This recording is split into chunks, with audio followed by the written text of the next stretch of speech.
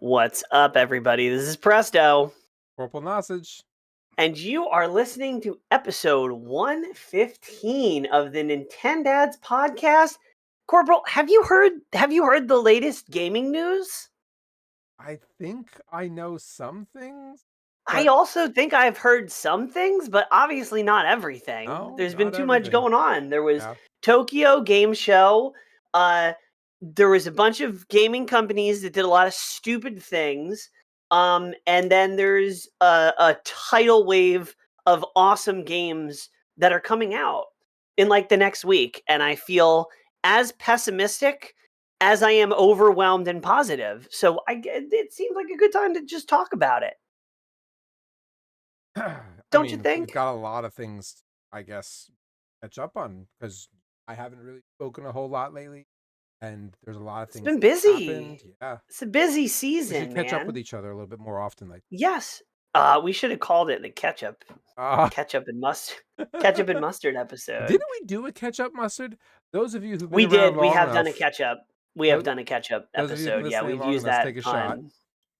Catch up. I feel like any pun or title that we used in the first 100 episodes, we should get a pass to use again And yeah, because we're now so much further along. yeah, You got to reuse your best material. I think that's fair. that's fair. But more importantly than reusing puns, what have you been? I guess we'll start with what you've been drinking because I just saw you sneak a sip. I know you're a big. For those of you who are listening to this on a podcast episode, I've just held up a tall, crispy, very cold bottle of Samuel Adams Summer Ale. Now, go ahead and tell me, what month is it? it's October. You are such a slut for pumpkin spice stuff and pumpkin beer. You were drinking, I'm pretty sure, somebody run the tape. I wish we had staff to be like, you run the tape. I'm pretty sure you were drinking some pumpkin stuff in like August. Yes, and I was like, where did you even find that? And now Because here we are in October. you know why? And you're drinking summer stuff. Because when October came of 2024, I had stockpiled so much pumpkin supply, spicy pumpkin, atomic pumpkin, pumpkin ale, pumpkin stout in my spare fridge in the garage that I had so much extra pumpkin that I was able to disperse my pumpkin enjoyment throughout the year. I have since ran out of pumpkin, so I have to go back to what was in season. Summer's not, I mean, you live in Florida, so That's right. Summer's always kind of in season. But that's confusing and a little bit offensive. Bait I Maker think. says apple is the superior fall flavor, not pumpkin spice. Fight me. I would tend to agree with that. I have found one of my new favorite drinks, and it sucks because it's nice and it's a little pricey, but it is ridiculous. And you are going to fall in love because I know you really are into like labels, like for drink labels. Oh, yeah. Okay, hold on. Hold on. Okay. Yes. You just said that I am very much into drink labels. Yeah. I want to just let that marinate for everybody for a moment. I get excited about the paper print that is placed on the outside of the bottle. I am also the individual who gets excited about the queue that you have to maneuver through a ride. Not the ride itself, but how good the queue is. That sounds like a trauma response from waiting in long lines. I am also the type of person who had a 12 by 5 shelf from Blockbuster that I purchased when they went out of business that used to be filled with all of my movies and video games because I was an original box art snob. All of my games had to have all the original box art and they were on display. Since my divorce, I've lost all that stuff. But I'm You just lost the saying. Blockbuster wall in the divorce? That's Yeah. a criminal. Yeah. That's a criminal offense. Yeah, but my point being is, yes, to say I was excited about a label is an understatement. I like the before play, not the after play. What's up, Marty? Welcome in. Welcome in. So all that labeling said, as someone famous once said, I like the wine and not the label. Does that make sense? I had to. But in Sorry. this case, I do like it's not wine, it's cider and the label. Ooh, So, cider. Apple. oh, get ready. So this is Armageddon Brewing out of, I think it's Somerville, New Jersey. It's pretty close to where I am. Okay. Armageddon Brewing. This is I went to a fall farmers market and I found this. This is called Massacre Blood Orange Apple Cider.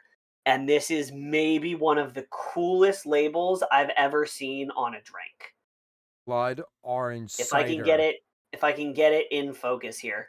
So it is the Grim Reaper with a gas mask with a desolate red and orange background, and it is so good. It's a huge bottle. It's a 600 milliliter bottle of cider. It's also a semi-sweet blood orange.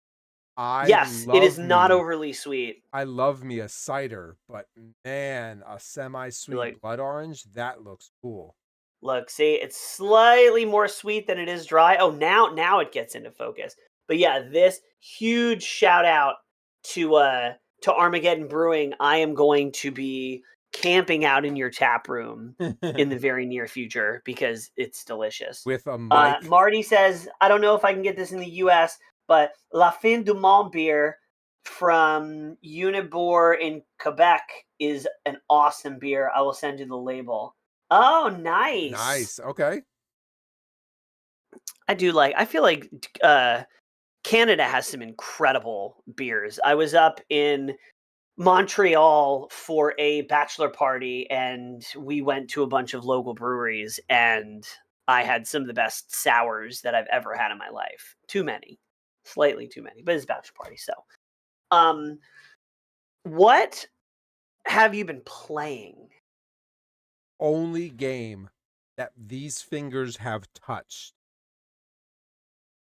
and I think probably 3 weeks, because it's been a while since the last time we've recorded, is No Man's Sky and Stardew Valley. Okay. That's it. Space and farming. Space and farming. I see the connection between those two. It's also Some like may not, that but I time of do. year, so. Yeah, that's true. I'm surprised that I've been playing. I would be playing Minecraft more this time of year, but I am being just bombarded Have you, with new games. talking about gaming news that we haven't discussed, have you seen the newest Minecraft update? The copper golems. I haven't played it yet, but my son has kept me informed on the copper golems. Marty's been playing Claire Obscure Expedition 33. Yep. Game of the Year contender, maybe front runner, depending on who you ask. And Craig says Corporal's been playing nothing because he is a loser. Oh, yes. It's always we always love having Craig in the chat. But if you want him to see, you got to go on Twitch. I have been trying to keep my sanity because there are so many good games out. Number one, Monster Hunter came out with Title Update 3 and the Omega Planetus huge boss fight, which we have a whole section for, so I won't get too far ahead of myself. But I've been playing Monster Hunter, Final Fantasy 14 crossover, amazing. I've been playing Hades 2, probably the most out of everything in the last couple of weeks because it came out last week. Hades 2, and again, we'll get more into this.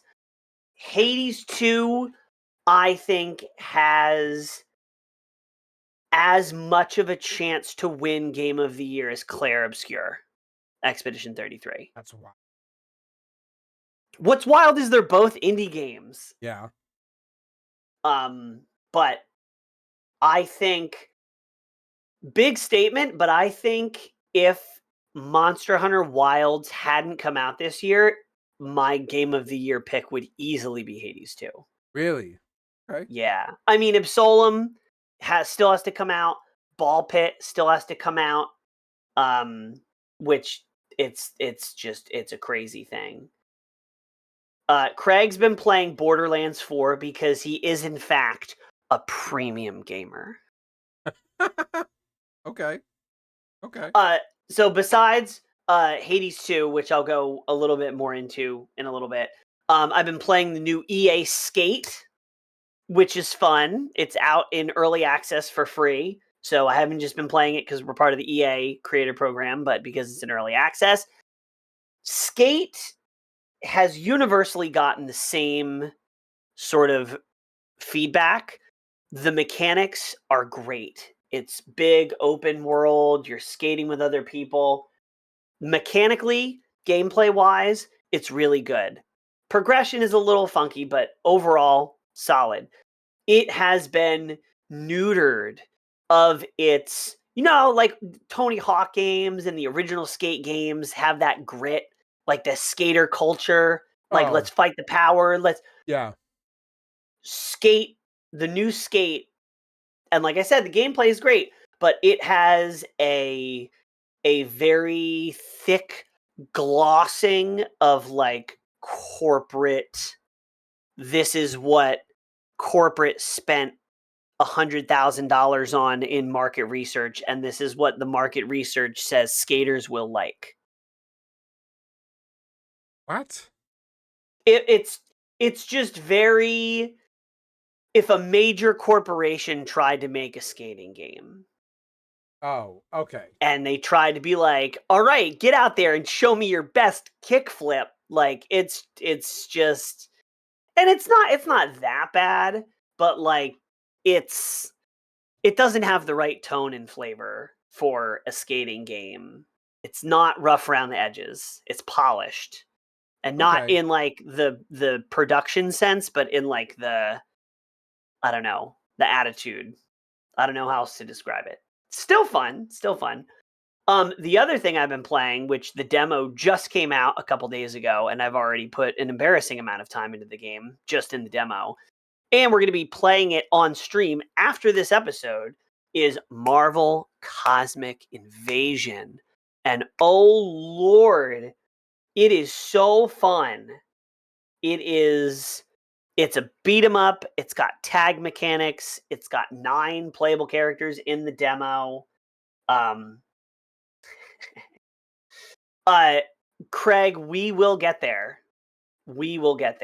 Marty says his pick for Game of the Year is Clair Obscur, Expedition 33. Gameplay, soundtrack, story. I mean, to be fair, Expedition 33 is very well rounded in terms of things that people love. So, okay. Let's pop right into the news. Now, we are EA creators. We are going to be playing Battlefield. That's Capcom. But we are going to be playing Battlefield. Same thing. They didn't give us shirts. That's right. We're going to be playing Battlefield when it comes out. So this isn't just shots at EA, because we love EA to some degree. But I mean, EA has given us some of the like best. Oh yeah. Games. They have a good program. They show us some love. Wild Hearts, still great. The only real competitor to Monster Hunter. The only one that really has monster hunting mechanics. Yep. I mean, EA also is like the founders of Dead Space series. Plants vs. The Sims. They've done so zombies. Much. Yeah, you can't. EA is the giant in the room, and they got themselves there through Mass Effect. Through a long time. Yep. Craig, do you have access to our show notes? Because Craig is like, haha, let's talk about the next section. And then don't forget, let's talk about the next 2 sections. Craig, you're like 3 for 3 on Our show suggesting things that notes. we're about to talk about. Yeah, that's really funny. If anybody heard, there was a little acquisition. EA has been acquired for $55 billion with a B dollars by a couple different organizations, but primarily by PIF, which is the Public Investment Fund of Saudi Arabia.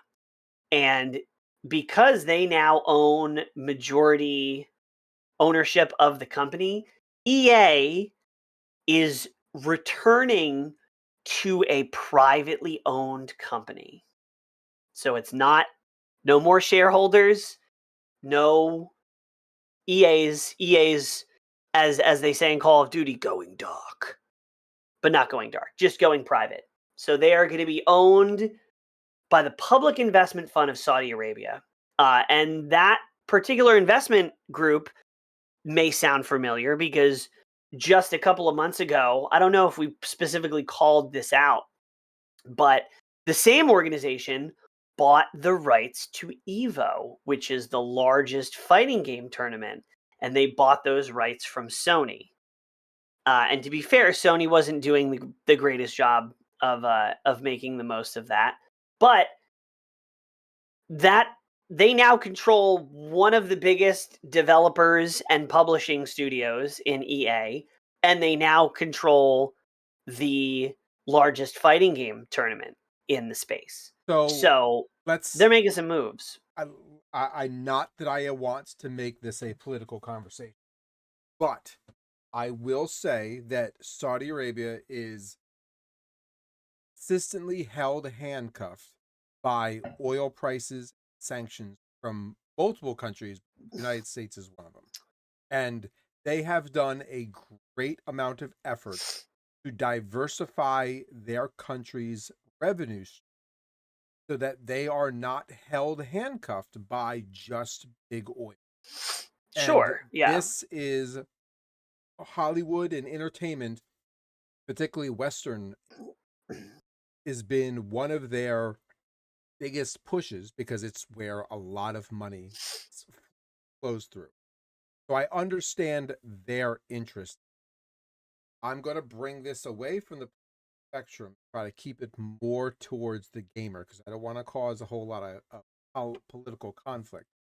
But well, if as long as it's not American politics, I think we're okay, relatively safe. Yeah. I want to say that I think a business that is going to operate solely based off of the opinion of a person who has personal investment interest in the success of it sometimes can be flagshipped better than a company that is managed by its board of directors who are only looking at revenue short term, keeping the shareholders happy at the quarterly meeting. Yes. So you're telling me that they Craig says you're telling me that they bought it so they can wash their money. Yeah, that's very possible. So here I'm gonna I will concede to the fact that you are right because we have seen EA make some really, really bad decisions because of shareholder pressure, mostly in the fact of really not okay microtransaction practices, loot boxes, surprise mechanics, I think it was. They were sued and were one of the major lawsuits as to why loot boxes were considered gambling and are not allowed to be used in a lot of areas. I think it was, for the foremost, was the EU who shut them down first. Yeah. So there have been questionable decisions made because of shareholder pressure. And now that shareholder pressure is alleviated, being a publicly held company, hopefully they can focus on making good games for long-term longevity, because that's what investments are, right? The PIF is investing in this, and I'm assuming they're not gonna, they've been watching EA. The only reason EA is probably in a position to be bought is because of all the questionable decisions. So that, fair enough, that could be a good thing. However, Saudi Arabia is not known for being particularly easygoing, I'll say. Sure. Uh, There's a lot of religious things that go on in that country that you yes. may not want to support. So the question becomes, they have just bought up a lot of cornerstones of, we'll say, Western culture. Yep. And I would have a hard time believing that they are not going to have a heavy influence, or at least the ability to approve, disapprove, censor certain things going forward. You're saying that they will or They they will. won't? They will. 100% they Censor will. what kind of thing are you thinking? So, just off the top of my head, if you had an EA game like The Sims, Okay. where you can do a lot of different things, right? You can have your female Sims walk around naked. I don't think that the investors in Saudi Arabia, that's not gonna fly. Because of their cultural expectations. Yes. Um, and that's the like super like blatant example. But I mean, the cultural differences between Saudi Arabia and the US are pretty pretty extreme.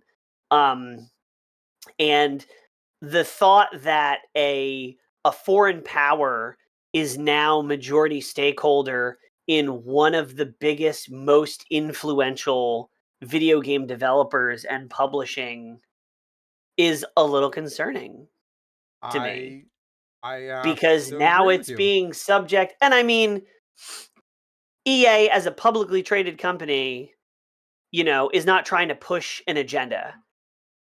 But now that they're privately owned, They could be. an agenda could The be pushed. fear now what you're saying is purely based off of a concern, not of an actual thing that has been stated publicly that this is what they will do. Yes. So I mean, there could be, they could be like, you guys know how to make your games. We're not going to have oversight. We're just going to have oversight on Finances. financials and purely objective business decisions, like how you monetize games and things like that. But the content, we're going to be totally hands off. And that's where maybe it's my blind optimism. That's where I hope this is. That's it. Like, it And could be. if that's the direction that it takes, and I have yet to see other acquisitions by Saudi Arabia where they have directly manipulated its content based off of its cultural beliefs. I've yet to see that happen in other acquisitions. So I have to have faith that they won't do that in our gaming, specifically with EA. And as long as they don't, I will agree with you that if they do, it's a bad thing. But as long as they don't, I still stand by that a privately owned corporation for EA is a good move for the company and the industry, for the gaming industry forward. So unfortunately, the other piece of this, and I'm trying to find, yes. So this is a headline from PC Gamer from 3 days ago. EA's new owners are leaning heavily on AI to make money and its huge debt to go away. So EA has like millions and millions. Actually, let's see. What is EA's debt? EA as a company is right now, they are, after the acquisition, they are $20 billion in debt. EA will have approximately $20 billion in debt following its recent $55 billion buyout. So that just, the debt was a key component of the financing for the take private transaction. Okay. So what I think is going to happen is, censorship aside, I think EA is going to, or the PIF is going to come in, and they are going to come in looking like this with a scythe. And that scythe is going to cut through these dev teams like butter in a way that we haven't seen since Microsoft did their last round of layoffs. I think they are going to, and potentially rightfully so, trim the fat of EA. But I think you're going to see a lot of studios that are under EA getting closed down. I think you're going to see mass layoffs, and I think you're going to see. It's funny that you bring all this up, because the angle that I came to this episode with is that they're going to start selling off their IP. No, I think they're gonna keep the IPs, but they are gonna slash entire studios, and they're gonna say, well, what do we need this programmer for? We can have AI do it. And they're gonna have AI do it. And I mean, we'll see how that works. It won't be good. That's So okay. that's the skinny on EA. There's Capcom, we're just stepping on all our friends' toes tonight. But you guys gotta stop making bad decisions. Bad decisions. Capcom announces Capcom Cup 12 finals. Pay per view. Yes. Capcom announces the Capcom Cup 12 finals review. Yes. So you're gonna have to pay. So Capcom Cup is their like fighting game. Hey, thanks, Steph, for liking the stream. Welcome in. Capcom Cup is the culmination of their Street Fighter 6 like pro circuit. And you have to qualify. People compete all year round to go to Capcom Cup. There are major streamers like Maximilian Dude that restream it and amplify it, and it's a big deal. Capcom Cup is a big deal for the fighting game community. Yep. They are now making the finals, so that's it's usually top 8. I haven't checked to see if it's all of top 8 or just like winners finals, losers finals, grand finals. But usually finals means like top 8 and finals. So the finals are going to be a pay-per-view event, and they're going to cost, I think it was around like between like $25 and $30 to be able to watch that. Stage day 1, 13th results are going to be free. The 15 results are going to be paid. Really? Yeah, so I'm looking at the esports.capcom.com website right now. That's gonna be a long ass. That's gonna be a long ass stream. People are gonna get their money's worth, I guess. 3/11 is when the event starts. It goes from the 11th through the 15th. According to the stream schedule, day 1, the 11th, 12th, 13th will be free. The 14th will be one of the finals. That'll be a pay-per-view. Then the 13th final stage 2 is free, but the ultimate is going to be on the 15th. That is pay-per-view. So not all of the events, only the finals for the finals. It's only the finals, which is that's the most exciting part of that's usually what people watch. Of their total stream schedule, 1, 2, 4, 5 days events, 2 of the days will be pay-per-view. One of those days, only a portion of it. So most people they only watch the finals. Like FGC people who play the game are only going to watch the finals. But I mean, there are like esports bars that like stream the finals and like people turn up for it. The reason why, number one, I'm never a fan of taking something that's really for the fans and trying to monetize it. That almost never works. So taking something that was free and now locking it behind a paywall, like if they were like, okay, you can watch the gameplay or like some more minimal version of the stream for free, and then we have a premium version where you can interact and like do this. Like if they're offering it like an alternative or an upgrade DLC to the event, if you will, that's fine.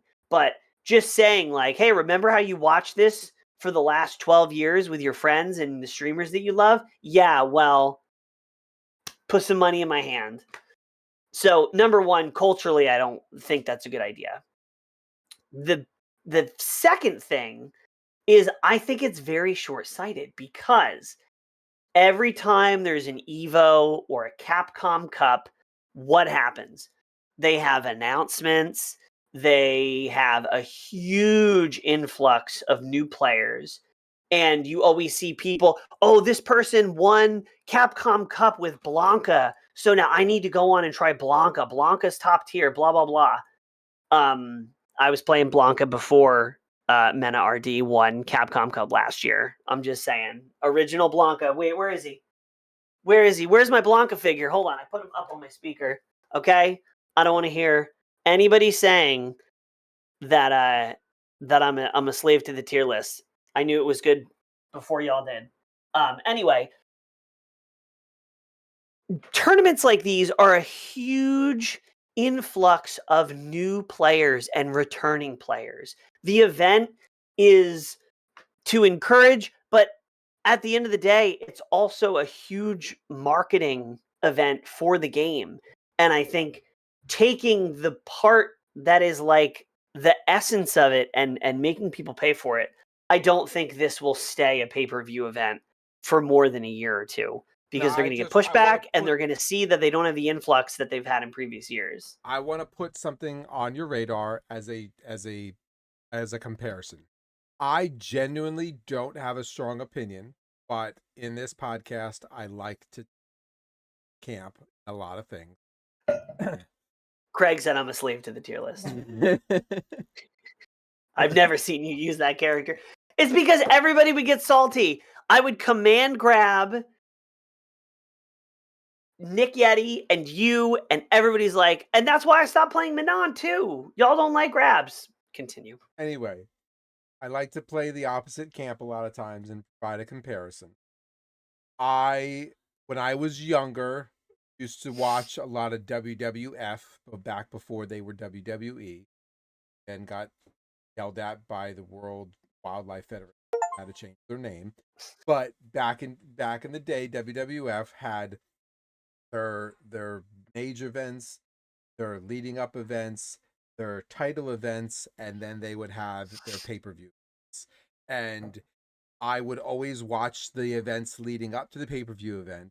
I wouldn't watch the pay-per-view event. And then I would just have to pretend that I didn't get to watch that. Jump to the next regular event and be like, who won what fight? Oh, The Rock and Stone Cold Steve Austin came out on top? Okay, now I know what's going on. And I'll just move on with my life. Sure. And that's very much how I view this. Like, the problem with this is twofold.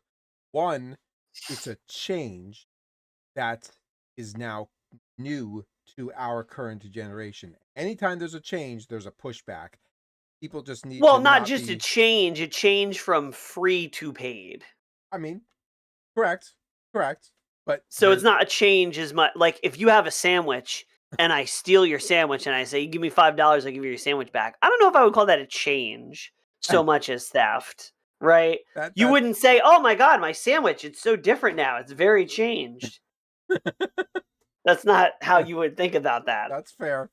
The other side of this that I'd like to point out is that why now? Why this event? Why they make this decision at this point? Is this a cultural shift, an industry shift where major streamed sports events are going to end up like I can't watch game with the Eagles because it's on Fox Network and I've got to pay for Fox app in order to watch this, because that's what has happened now.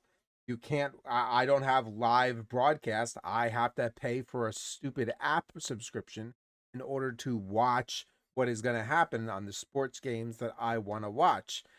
Is this a trend of what's happening in our industry for now?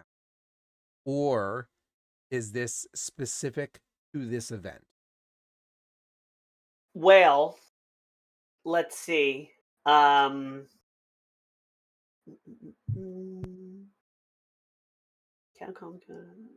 review.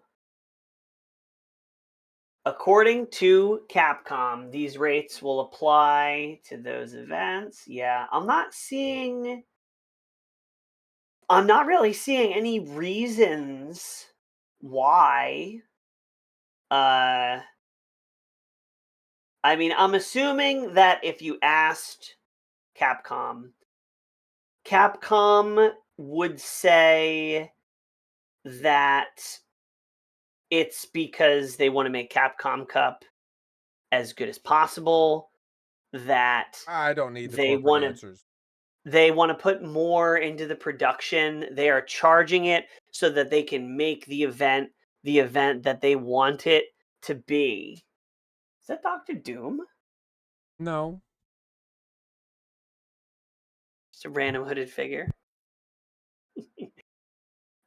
So yeah, I think Capcom would probably justify the pay-per-view by saying it's an expensive event to put on. It's going to be put towards production cost, and we think that you'd love a more premium experience.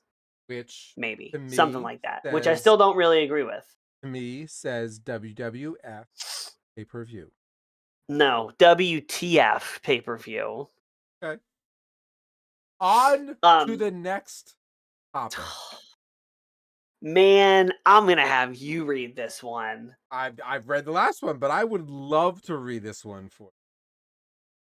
Xbox, my Lord and Savior, has chosen to increase its console prices Again. It's the and second time they've done it. increase its Game Pass prices to a point of double. Yeah. 50%. Yeah. So not all prices double, No, but but Game Pass they prices. have changed. I love the video. If you've seen this announcement, the video starts with this upbeat girl being like, "We've been listening to your feedback and we're excited to announce that we are making changes to Game Pass." Like, she's like, "We listened to your feedback. It's not us doing this. This is what you asked for." And apparently people were asking to get ripped off, for the sandwich to be stolen, and then only half of it to be, or no, just double charging you for the sandwich, Yeah. I guess would be that. There is so much detailed news on this. I'm assuming almost everybody that's watching has at least heard of this, because this is the biggest news that's come out besides the EA thing. Game Pass is getting renamed. The tiers are getting renamed. The cost, the big sticker shock thing, though, is Xbox Ultimate is now going to be $30 a month. $29.99. Yep. And I have to say this because I've seen this joke everywhere. When people said they wanted the 360 era to come back, they didn't mean pay $360 a year. That's not what people were hoping for. So, as a follow-up bit of news, in the hours following the announcement, so many people were canceling their Xbox memberships that the Xbox account management portal crashed completely. Did it crash, or did somebody at Microsoft was like, pull the plug? I don't know. Disney had the same problem with the whole late night show fiasco, where everyone was trying to cancel their Disney Plus subscription, and that stopped working. I love to see it. Honestly, I love to see when companies do stupid things that the public punishes them in real time, and then we I'm get to see that as the headline. You see, I'm not a company makes bad fan. moves, I'm company not a gets fan. spanked. I'm not a fan of cancel culture for individuals, because I think individuals are allowed to have an opinion. The world wants to cancel somebody for opinion, just as easy. Not a big fan of cancel for it, but I do agree with us as consumers using our voice with our wallet to express, I don't like the decision you've made with your company, so I'm not going to give you my money anymore. Yes. I think Yeah. that's the right financial revolution that we should. I think based on the mass public smashing of Xbox, I think Xbox is going to be in trouble. I think there are going to be serious financial repercussions for them from this, because their whole business is Game Pass. Their business is not the consoles. No, Not correct. with this past generation. There's really not exclusives anymore for Xbox. At the very least, it's everything also releases on PC. Um, but they are taking a huge hit to the heart of their business, that is Game Pass. I think the best thing that they could do is roll it back, and I don't think they're going to do that. And I think even if they did, they would. A lot of those customers are gone. I mean, I'm gone. I when a game comes out and it's like Expedition 33, and there were a couple other games that came out around the same time, and I was like, I want to try. Oh, it was the Oblivion. It was the Oblivion remake, the Elder Scrolls Oblivion. So I paid, I think it was like $10, $12 to do PC Game Pass. I played both of them. At the end of the month, I said no more, and that's what I would do. That's how I would play. I mean, unfortunately, that's how I play for Forza Horizon. When I want to play it, I just pay $10. Hmm. But now, I mean, I guess I can still do that for Horizon, but all the day one on Xbox or on Game Pass are all going to be in the $30 a month thing, and that's absolutely not. There's no way that I'm going to pay the same price as half of the game to be able to play the game for a month. I am Hell not no. going to I am going to yet again choose a competing viewpoint. But there's a twist. A lot of game developers have said that the day one on Xbox or new release available on Xbox Game Pass is not financially good model for the developer. Okay. And this change may, I don't know. I don't know how the back end finances have been adjusted, because there have been some lawsuits in the back that have been chose to help change this, because some good developers have argued that this is not beneficial. We're going to pull our games from your test doesn't work for us. This price may be in that direction in order to even the playing field back to the developer. I don't know. I'm speculating. Just a thought there.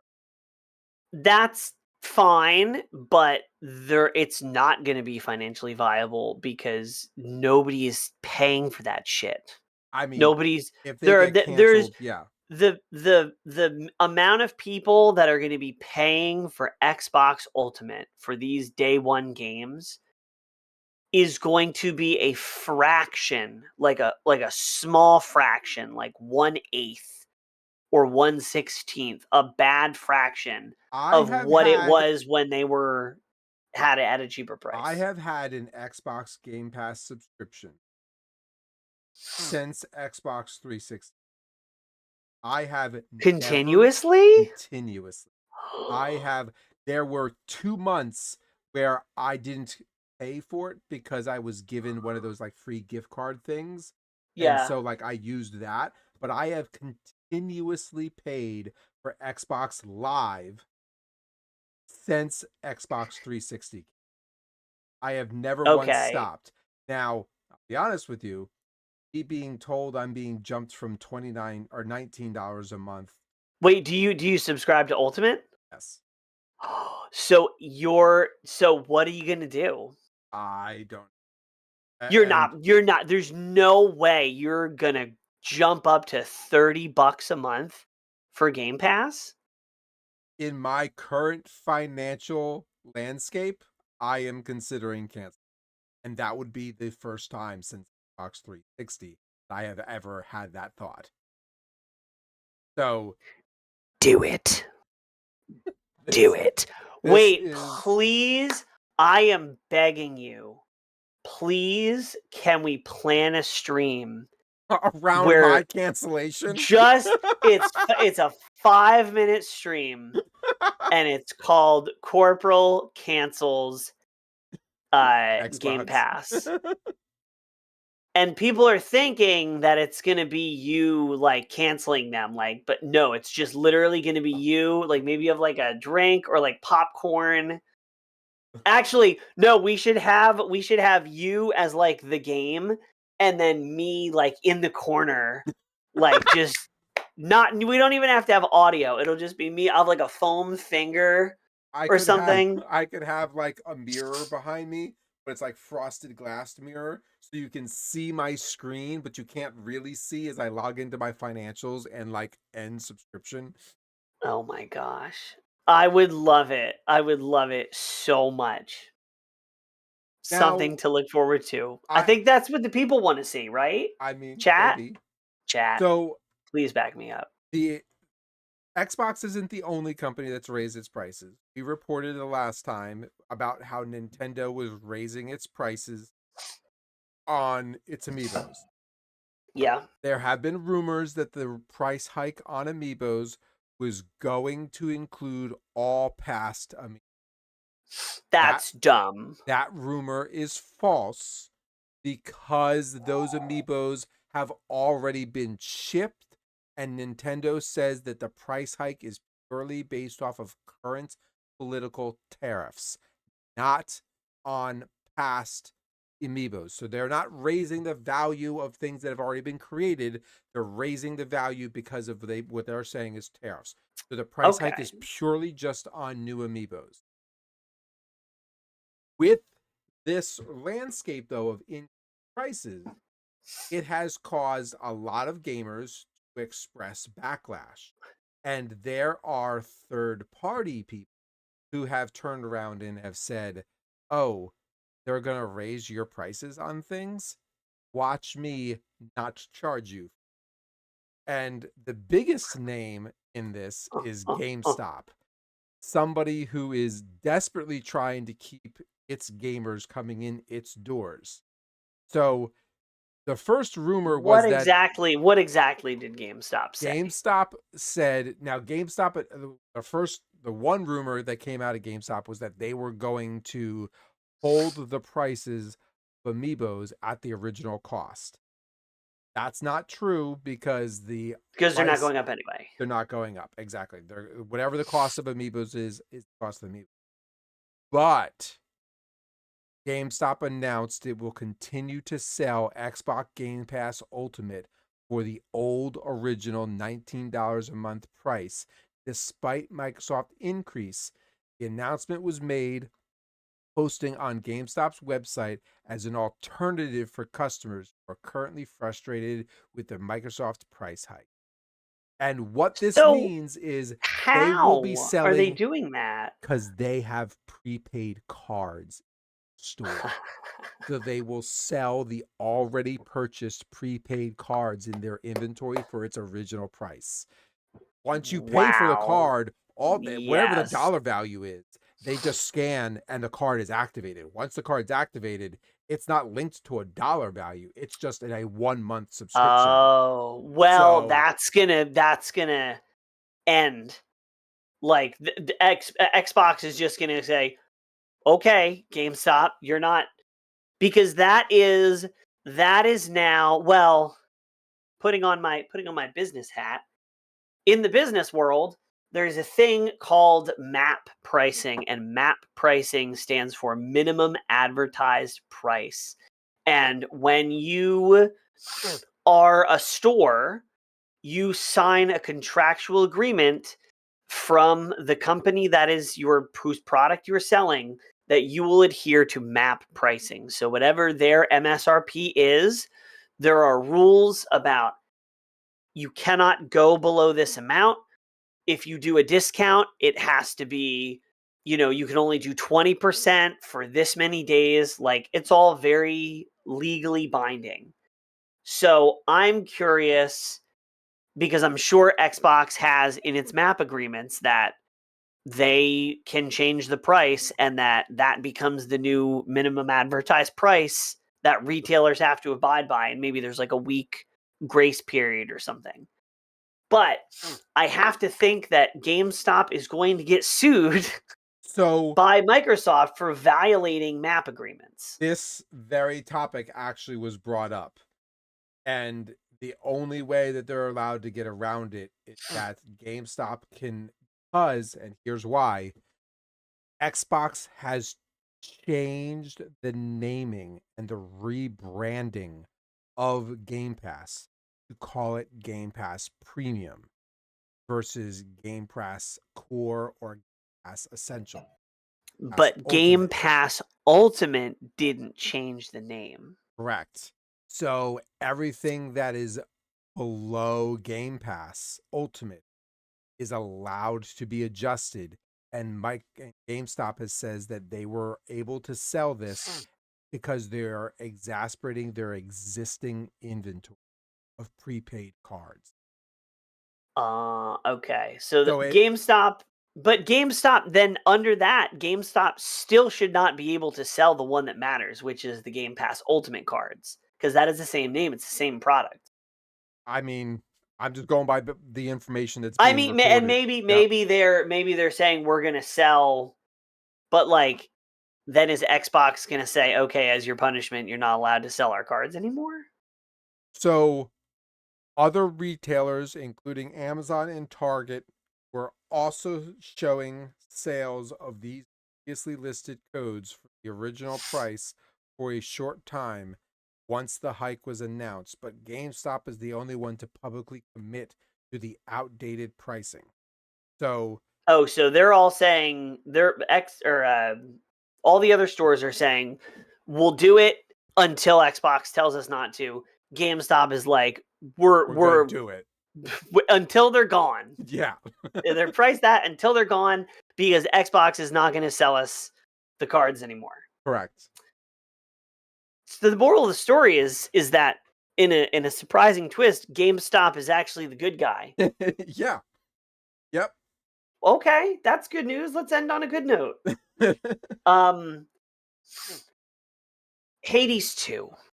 This is not going to be a full review, but Hades 2 is game of the year material. And I'm sorry if this is like an abrupt switch from news to now we're going on to things that were announced or that have come out recently. Yep. Hades 2, I think, from a gameplay standpoint, is better than Hades 1. I did kind of prefer the simplicity of Hades 1's story. Kid Okay. trying to escape hell, his father's in charge of hell, go, right? It sounds like I'm trying to run away from home and Daddy won't let me. I know, but then in like that played out in the theater of like Greek mythology, and you're trying to get to the surface, and you're getting boons from different gods and goddesses, or your aunts and uncles and cousins. It's cool, and the story for Hades 2 is awesome. I like the vibe of Hades 2 more than Hades 1. There's easily double the content. There is way more complexity to the gameplay. I think it's game of the year. If I wasn't such a crazy diehard Monster Hunter fan, it would be my game of the year, I think. Are a crazy diehard. I am. It's true. That happens. But yes, Hades 2, go play it. It's mind-blowing. Hyperfunk. Does that name mean anything to anyone Besides me? yourself? No. So Team Reptile's Bomb Rush Cyberfunk was a huge success, spiritual successor to Jet Set Radio Future. And they announced at Tokyo Game Show that they are making, it's not technically a sequel, but it's very much a spiritual. I mean, it's Cyberpunk 2, but it's a different story. It's not narratively a continuation. And I am super excited for it because I love that first game. It's one of my favorite games on Switch. Also announced Forza Horizon 6. I am very much excited about Forza Horizon 6. Not just it's because Japan. I was gonna say, not just because it's in Japan, but because I have an appreciation for just the sitting down, relaxing. I'm gonna tell you, the moment this game comes out, you and I are going to repeat a conversation we have already had 2 or 3 other times already about I need to buy a wheel and I buy a cheap. Yes. I What isn't it so funny that you can probably buy a wheel, number one, Black Friday and Amazon Prime Day Yep. is like next week. Prime Day is next week. Black Friday's on Black Friday. If you cancel your Xbox Ultimate subscription now, you will have the money for the gaming wheel when Forza Horizon 6 comes out.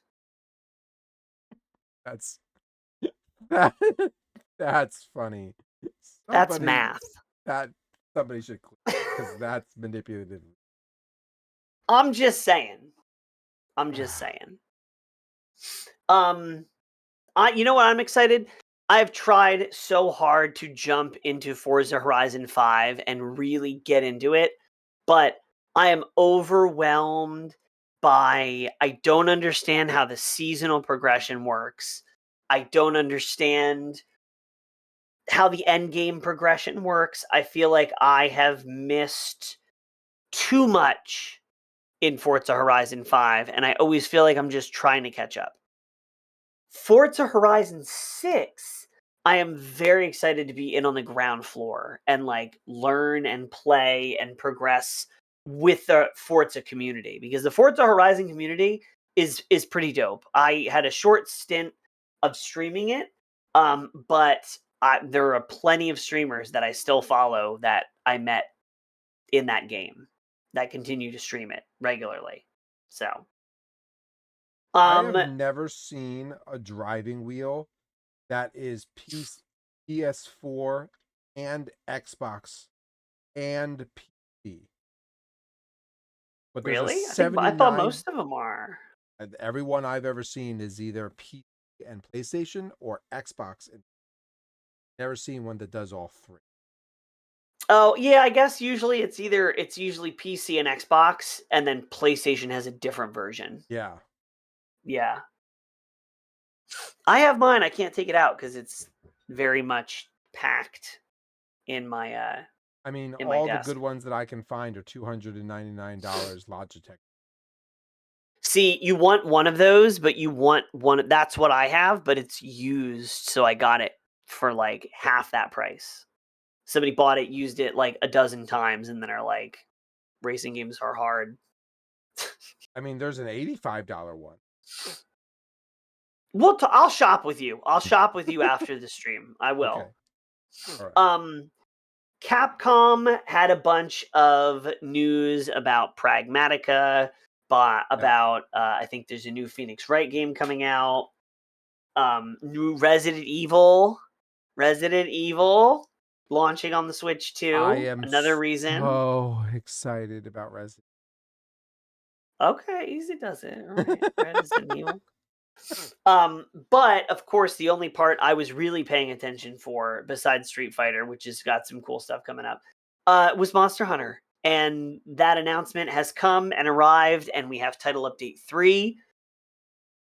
Without going too much, we're at an hour, so I will restrain my Monster Hunter-ness. Thank you. The new monster, Omega Planetus, crossover with Final Fantasy XIV. You can turn your Sacred into an actual chocobo. That's cool. And when you ride it, chocobo music plays. The final. It's amazing. It's great. 10 out of 10. The fight is easily the hardest fight in general, but also because you really need to work as a team in a way that you don't have to in Monster Hunter at all at any point ever.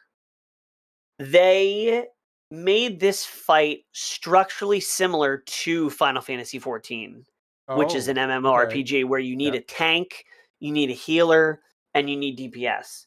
Because this monster, whoever is attacking the monster's head, that's who the monster is going to attack, and nobody else. So you have your tank with your shield. As long as nobody else is hitting your head, it can keep the aggro. You have healers because you need support on this hunt, because it's just he fires grenades, he's got like flamethrowers, like you're going to get hit. You're going to get hit in this fight a lot. And then you have DPS, which are attacking the legs and the body. And you really have to adhere to those roles, especially the tank, because I've done hunts where nobody knows how to keep the aggro on them with the head, and they're a mess. They fail almost every time. So that is there. There's a regular version and a hard version. I haven't tried the hard version yet, but I've cleared the regular version 3 or 4 times, which has been cool. Yeah, it's good. Is it the hardest monster? Yes. Is it the best monster? I don't know. It can feel kind of random at times. It really depends on teamwork. It's like a different type of hunt. It's not a siege hunt, but it's not a regular hunt either, because it's designed around multiplayer. Right. And then we have the dream spell is going to be like the spooky seasonal event that's coming up in a few weeks. So that will be super fun too. Side quest. What upcoming game? So we got Ball Pit, we got Absolem, we got Battlefield 6, Hades 2 just came out. Which one of these upcoming games what are you most excited for, and what do you think you're going to actually play the most? The most excited for is Battlefield 6. Gonna play the most is Battlefield. Okay. But I want to put a serious conscious effort into getting access to Hades 2. Oh, okay. I mean, we'll probably play Absolem, I'm sure. But yeah, I'm talking about actual gameplay hours clocked. It's probably going to be Hades 2 and Battlefield.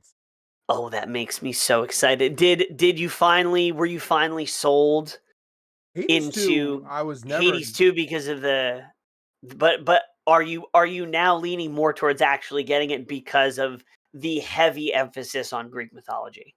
Yes. Yes, I knew it. Greek mythology. It is.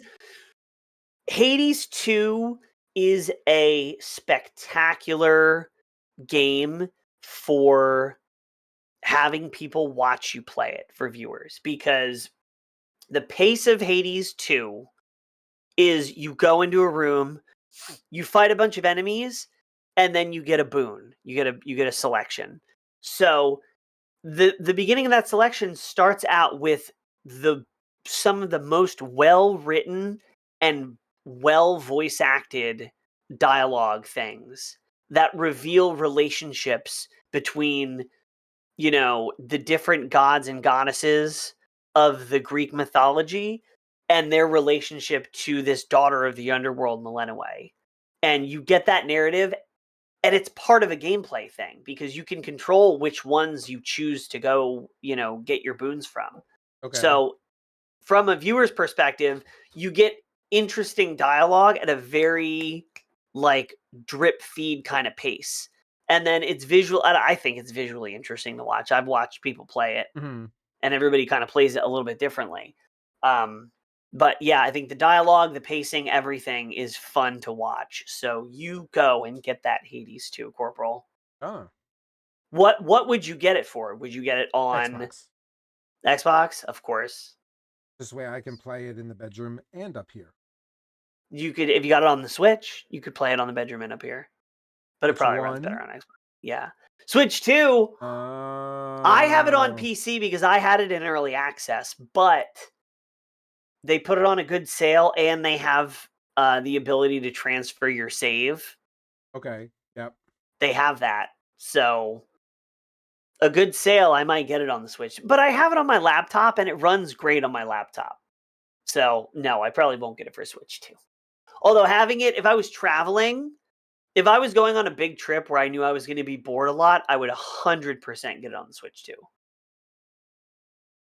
That's fair. That's fair. I think that's fair. For me, I think, I'm really excited for Ball Pit. I don't know why. Have you played the demo? No. Tell me you haven't played the demo without telling me you haven't played the demo. I haven't played the demo. Is because that's why you're asking me why I'm so excited. Play the demo, and this question will be answered, and you won't be asking me, why am I so excited? You'll say, how are you not more excited? Yeah, super excited about Absolem, super excited about Ball Pit, but I think I'm going to end up having the most time played in Battlefield 6. Yeah. Because that's going to be the multiplayer go-to for our entire friend group, because that's what happened in the beta. And it's nice to just hop on for one. I mean, I guess you can hop on for a round for any of these games. But yeah. All right. That is our episode. We will be right back with some more action. We are going to stream Marvel Cosmic Invasion. Ooh. If Corporal remembered to install it while we were doing the episode. Did he? He didn't. That's why we're taking this short commercial break. I'm going to end the stream on TikTok and then do a separate one. So TikTok, we're going to go offline for a few minutes. Twitch? No, keep Twitch rolling. Okay. Keep the cameras rolling. Do you want me to change the title? Yes. I did install the game. I would say yes. You did it, you mother. Oh, wow. This is interesting.